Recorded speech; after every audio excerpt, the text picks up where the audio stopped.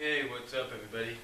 You can see that it says a response or reply to Tiff's top 10 reasons they don't read the Sonic comics anymore, Archie Sonic comics anymore. Yeah, Tiff15 here, Tiff15 over at the SatAM Sonic boards, or here at the SatAM Sonic boards, because I'm going to be posting this here anyway, basically gave several reasons, top 10 or whatever, I guess, reasons why they don't read the comics anymore. Now, just to let you know, Tiff says that they stopped reading the comics at issue 73. I guess that, to be honest, that doesn't really help, considering that was 171 issues ago.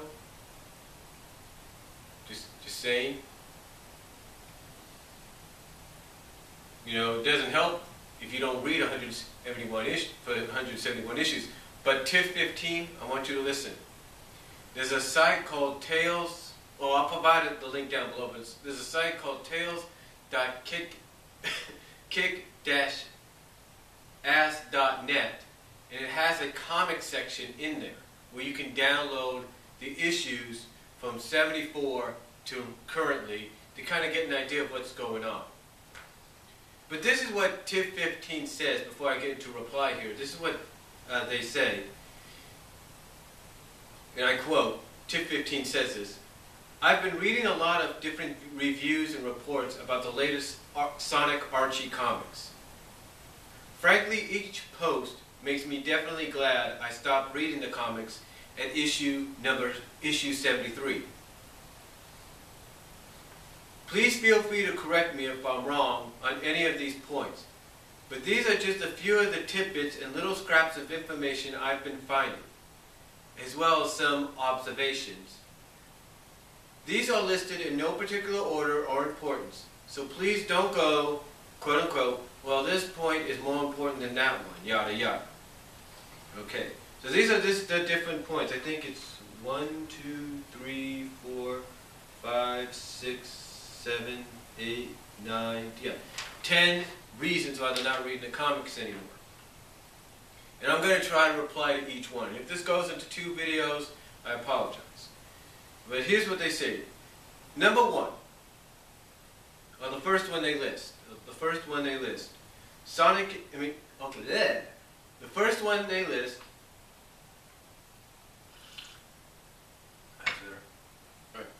The first one they list is Sally has become a genetic roboticized blankety blank.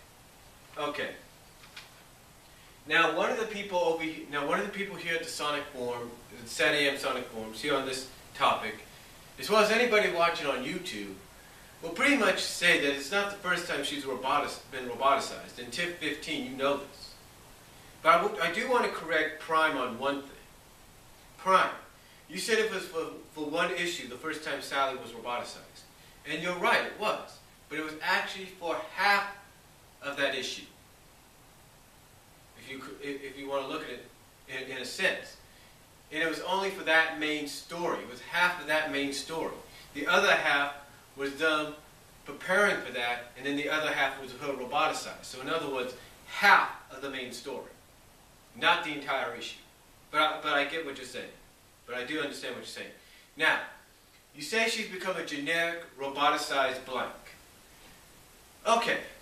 You pretty much have heard, you're pretty much reading off what other people have said. Now, I'll be honest, Tiff15. I'll be honest, I've said this before, I'll say it again. I have not opened any issues yet because of her situation. Let's just put it this way. I'm not used to seeing Sally that way, even though I've seen pictures. I have seen them. I've seen panels and pictures here and there. Screenshots, if you will. But I'm not really used to seeing her that way, nor am I used to seeing her say certain things the way she does to her friends. It's just me. I mean, I've been a fan since 1991 actually. Since 91, so it's not particularly easy for me to see a character like that. And I've been a fan of hers since about 93, 20 years, so it's not particularly easy. Now, however, I do give credit where credit is due. her character is not totally generic. All right? Yeah, it's because maybe she was roboticized and now she's weaponized and modified and weaponized and blah blah blah. It makes it look like she's a generic, what do you call it? Roboticized blank. But the thing is, if you go back to Sat AM, and even in the comics, you'll realize that roboticized characters, weaponized or modified or not, cannot control what they say or do. It's like I said in one video before, and I think I even wrote this in text. I even think I typed this up in text. She's basically like a character, she's basically like she's inside her mind. She's basically trapped like inside some kind of prison. Think of an episode from X-Men, from the second season of X-Men, the 1990s X-Men, where Rogue was having these recurring dreams thanks to Miss Marvel being inside her mind. Clara Lynch, if you know what I mean. Being inside her mind. Kind of get the idea? She had to seal up Clara Lynch, or whoever, inside some kind of cement prison, cement block, if you will. So basically that is what this is like. This is basically like mentally Sally is behind these bars inside the cement prison, inside her mind, and watching herself do things that she normally wouldn't do and say things she normally wouldn't say because she's not in control. Alright? You got to remember that. So yeah, it may seem like that to you, but the truth is it's because storyline-wise the character's not in control of their actions. Now, the other thing you said is Sonic has become a blank and actually used a woman. Alright. Here's the thing. Sega has these mandates that basically state Sonic cannot have a relationship. And if he does, it's got to be short term. In other words, that is why you always have Sonic with Sally. Because it's the kind of relationship that you can turn on, click, and you can turn off, click. That's it. It's nothing serious. It's the kind of relationship you can go on and off with. Now, you say he used a woman. Okay, fine. Okay, fine. He did admit it and the fact that he was dating Fiona to try to get Tails' mind off her. That's what he was doing. I don't think he intentionally meant to do it that way. And I think in a sense a lot of fans are misinterpreting that. And I think storyline-wise you have the Fiona character misinterpreting that.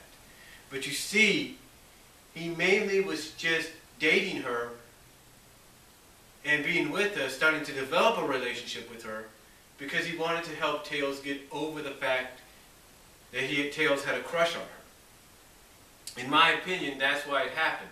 Yeah, it may be taken the wrong way storyline-wise by Fiona and all that, and by the readers, but when you think about it, it kind of makes sense. Yeah, I admit it didn't help that he did it right in front of Tails, but again, you know, he was just doing what he felt could really help Tails out. Alright. Okay, Sonic and the next one. You say, the next one you point out, Sonic and Sally aren't remotely a couple anymore. Okay. The thing about Sonic and Sally not being a couple, my friend, is real simple. It goes back to what I said before.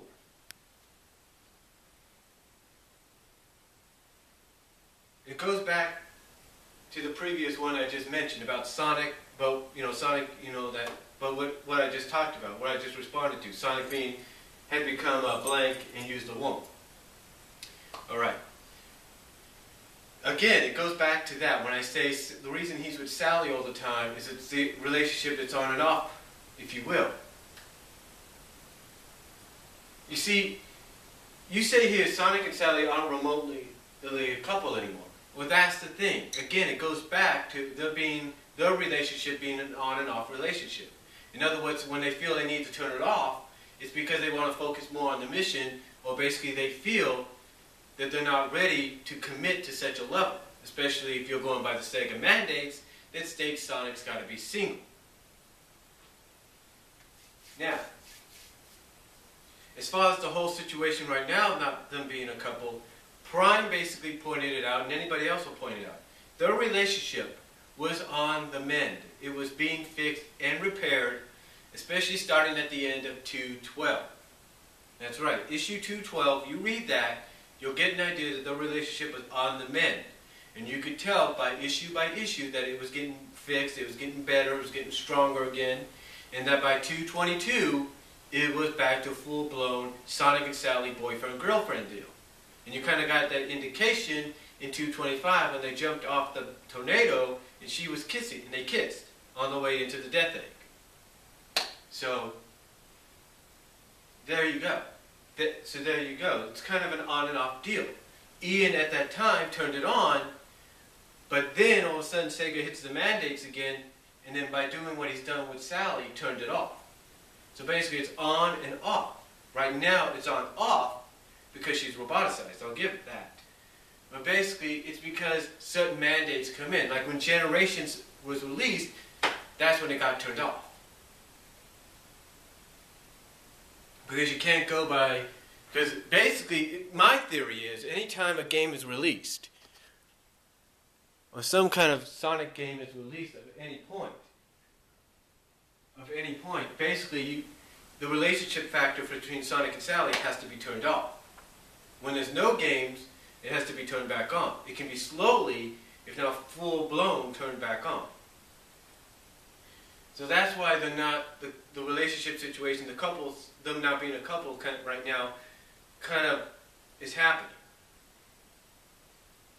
Now, you say, next one is, Sonic and Tails actually fought. And I mean seriously fought.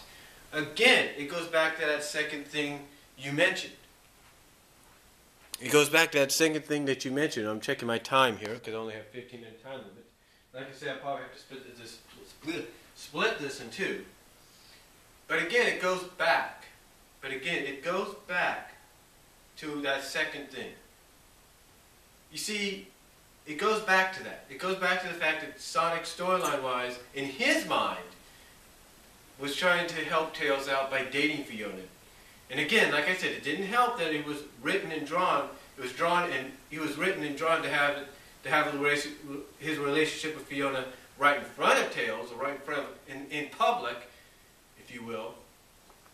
So again, that didn't help. I admit that. But still, in his mind, he felt that he was trying his best to help out. Even though, like I said, you know, Fiona, storyline-wise, may have, you know, interpreted it the wrong way as being used, and as well as the fans reading it may have interpreted it that way too. But as far as them fighting in issue 179, you got to think of it this way, folks. And I'm checking my time again. You got to look at it this way. This fight between the two had been building up since around the first time Tails noticed Sonic and Fiona were dating. The first time. The first issue. And I think it was in the late 150 issues, I'm not sure. But if you want to go further than that, this actually started in issue 134. Yeah, when Sonic noticed Tails being friendly with Fiona. So you kind of get the idea. Basically it started in 134 and slowly started building during Ken Pender's final run. Final 20 plus issues, until the revelation was made in the late 150 issues. I think the ones where Sally was getting married to what she thought was Antoine, but was actually anti-Antoine, Patch. So it started around that.